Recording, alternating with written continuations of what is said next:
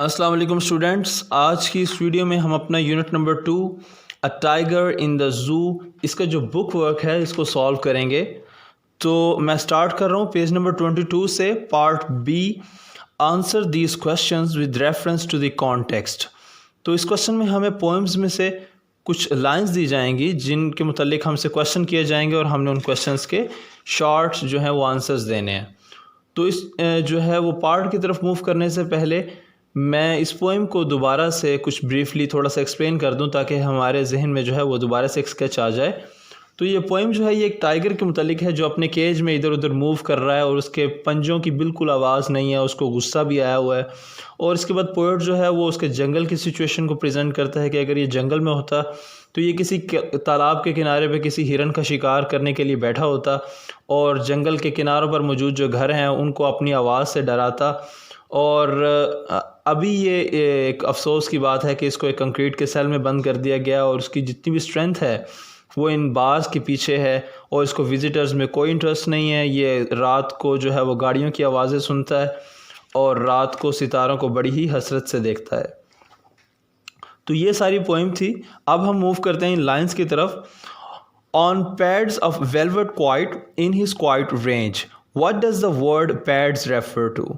तो यहाँ पे जो वर्ड पैड्स है ये किसको रेफ़र करता है? तो इसका जो हमारे पास आंसर है वो क्या है? The word pads refer to the tiger's paws. Word pads जो है वो टाइगर के पंजों को प्रेजेंट कर रहा है। Why are they described as velvet quiet, उनको वेलवेट क्वाइट क्यों कहा जाता है? The word velvet quiet refers to the softness and silence of tiger's paws. जो वर्ड वेलवेट क्वाइट है ये टाइगर के पंजों की नरमी को और उनकी खामोशी को प्रेजेंट करता है।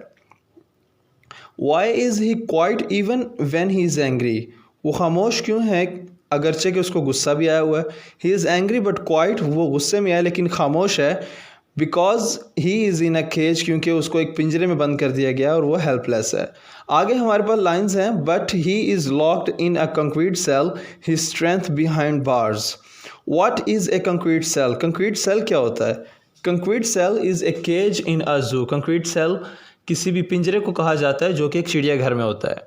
Explain the phrase strength behind bars, इस फ्रेज को एक्सप्लेन करें, strength behind bars.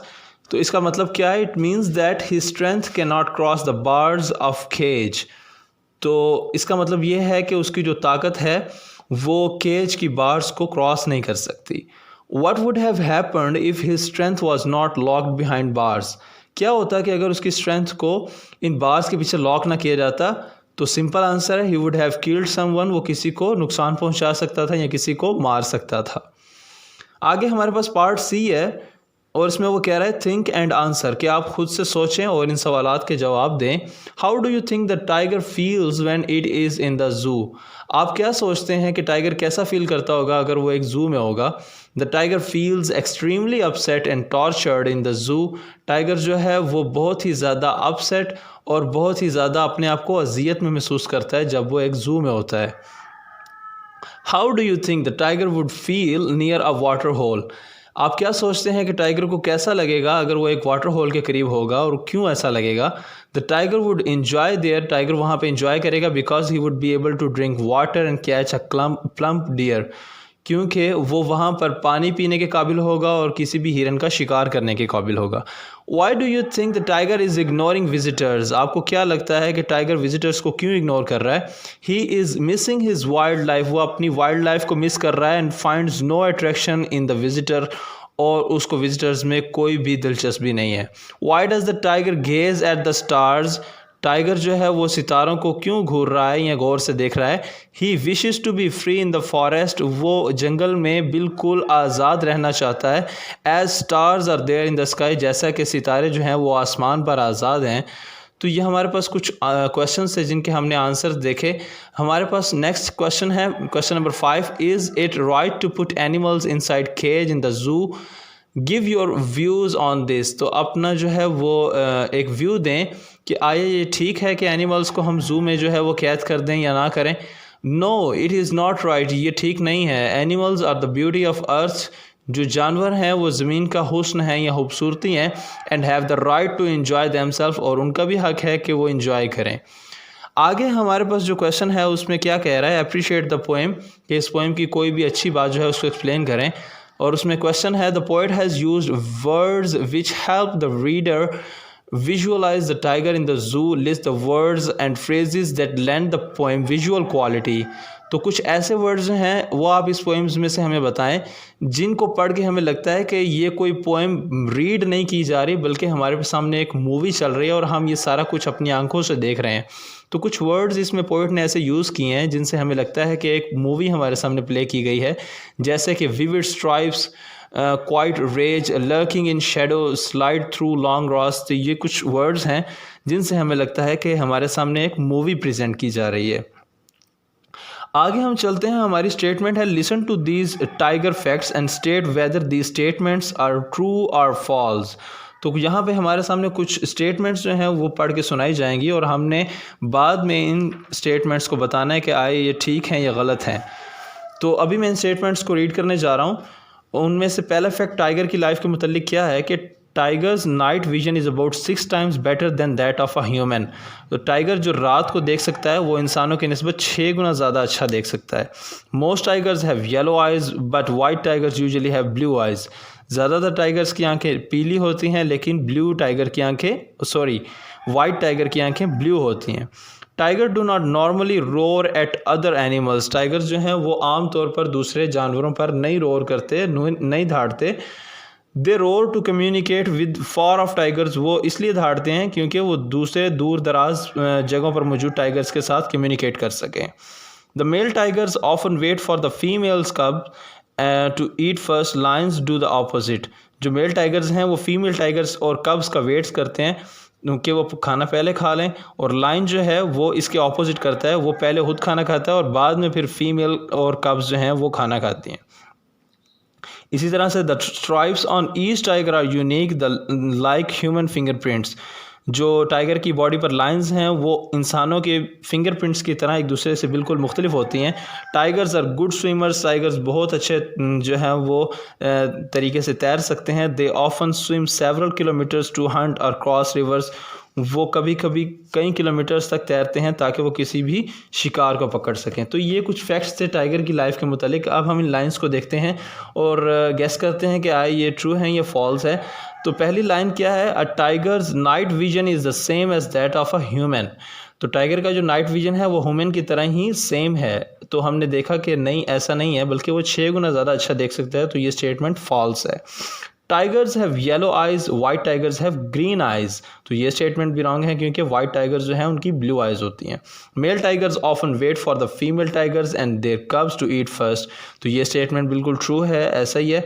The stripes on each tiger are different and unique. तो ये स्टेटमेंट भी ट्रू है कि स्ट्राइप्स जो हैं वो बिल्कुल ही डिफरेंट और यूनिक होती हैं हर टाइगर की बॉडी पे। टाइगर्स के not swim due to their large size. Tigers जो हैं वो अपने लार्ज साइज़ की वजह से मूव या स्विम नहीं कर सकते। तो ये स्टेटमेंट जो है ये फॉल्स है क्योंकि हमने देखा कि वो बहुत ही अच्छे स्विमर होते हैं। आगे हमारे पास एक एक्सरसाइज आ रही है जिसमें हमें जो अल्फ़ाबेट आर है इसकी प्रोनाउंसिएशन का डिफरेंस जो है वो पता चलेगा कि कई वर्ड्स ऐसे हैं जिनमें आर को बहुत ही क्लियरली प्रोनाउंस किया जाता है और कई वर्ड्स ऐसे हैं जिनमें इनकी प्रोनाउंसिएशन बहुत ज़्यादा अनक्लियर होती है, ज़्यादा वाज़ेह नहीं होती। तो जैसे कुछ वर्ड्स हैं cry, branch, grip, drop, trench, pray. इन वर्ड्स में हमें आर को बहुत ही ज़्यादा क्लियरली सुनने को मिल रहा है, लेकिन ये जो वर्ड्स हैं जैसे butter, flower, power, bird, German, burden, तो इन वर्ड में आर बहुत ज़्यादा क्लियर नहीं है। तो ये आर अल्फ़ाबेट की एक स्पेसिफिकेशन है कि वो कभी कभी बहुत ही क्लियर बोला जाता है और कभी कभी बहुत ही अनक्लियर। आगे हम चलते हैं, हमारे पास एक एक्सरसाइज आ रही है जिसमें हमें फ्रेजल वर्ब्स के बारे में बताया जाएगा और यहाँ पे हमारे पास एक डेफिनेशन भी है कि phrasal verbs are usually 2 words phrases made by a verb followed by a preposition और एन एडवर्ब। तो फ्रेजल वर्ब क्या होता है, एक ऐसा वर्ड होता है जिसमें एक वर्ब होता है यानी कोई एक्शन होता है, एक्शन को परफॉर्म करने वाला एक वर्ड होता है और उसके बाद कोई प्रेपोजिशन होती है। प्रेपोजिशन किसे कहते हैं, ऐसा वर्ड जो किसी भी पोजीशन को प्रेजेंट करता है, जैसे इन, आउट, अप, डाउन, तो ये जो पोजीशन को प्रेजेंट करने वाले वर्ड्स होते हैं इनको हम प्रेपोजिशन कहते हैं। और एडवर्ब क्या होता है? ऐसा वर्ड जो किसी भी वर्ब को एक्सप्लेन करता है। जैसे वर्ब कोई भी हो सकता है, रन हो सकता है, वॉक हो सकता है।